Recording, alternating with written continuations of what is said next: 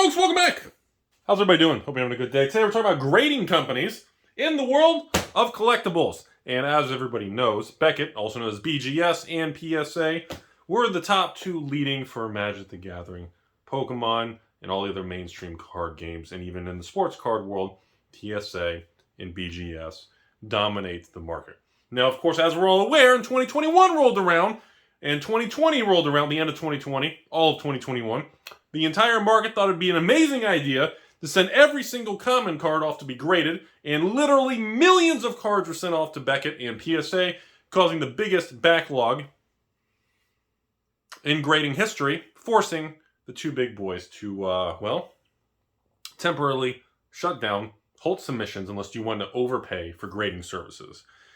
And I warned everybody last year there's going to be a time when they catch back up, the market restabilizes, and all these pop-up new grading companies are going to essentially become worthless.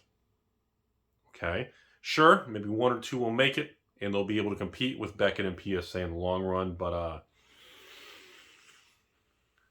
we are approaching the day, I'm starting to see emails, where PSA is starting to allow bulk submissions, starting to allow collectors clubs and discounts for submitting cards for under $20 again.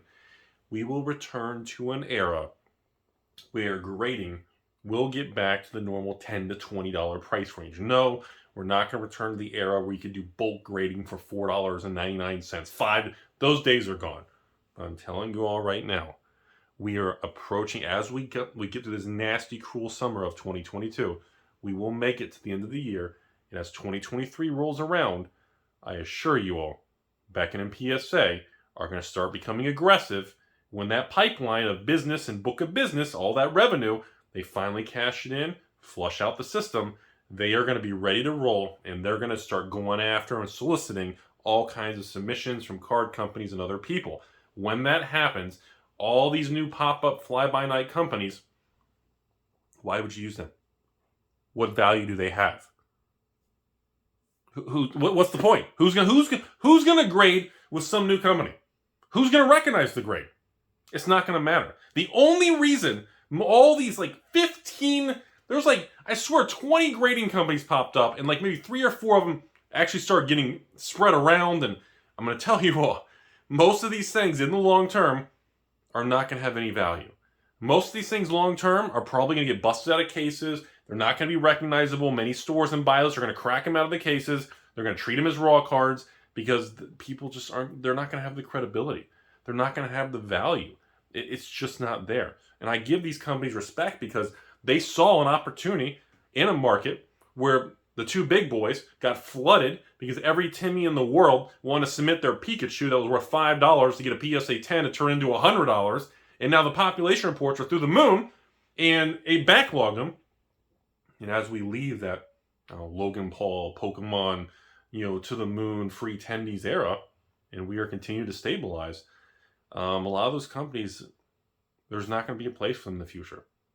I think 1 or 2 might pull out of these 10 to 20 new grading companies from around the world. I'd be surprised if 1, maybe 2 makes it.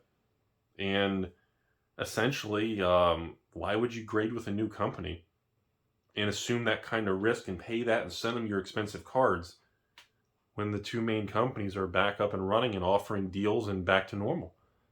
The only reason the new guys had a niche and an opportunity to slither in the market is because the big boys temporarily went offline.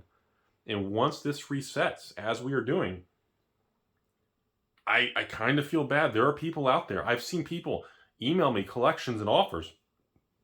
Never even heard of the grading company. Some random company, some weird 3 letters with some weird colored case I've never seen. And they're like, hey, Rudy, I got 100 of these graded. They're all, I don't know, Magic the Gathering revised dual lands. And they're all graded perfect 10s with perfect 10 subgrades. And I'm like, I'm sorry, I'm not going to pay you 10 times market price because you have some sort of weird company letters and everything's just a perfect 10. I'm sorry, that doesn't mean anything. I'll break them out of the cases. I'll buy them as raw, near mint cards, and that's it. So I'm making this short video today. I just want people to be unaware and understand as we recalibrate back to normal, where things are boring and there's no free tendies and people kind of given up and moved on from this collectible world, there's going to be more collateral damage from the grading part of the industry. I just want to make sure people understand that if you're bidding or looking to buy into anything, an expensive card or even a cheap card, if it's a regular $5, $10 Pokemon secret rare and it's graded some weird company's a 10, instead of $10, some company wants $200-$300, you're getting hosed, bro. The card is worth the raw price. Unless it's one of the big boys of BGS or PSA, I don't believe the market's going to recognize any premium pricing to a lot of these companies. And I think people need to use extreme caution. That's the whole announcement today. Have a great day, everybody. Giggity!